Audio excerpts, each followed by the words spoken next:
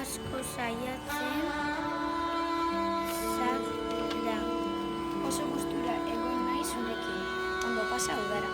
Jakin ezazu, nire bizitzako irakurle lagunik onena izan zarela. Langile,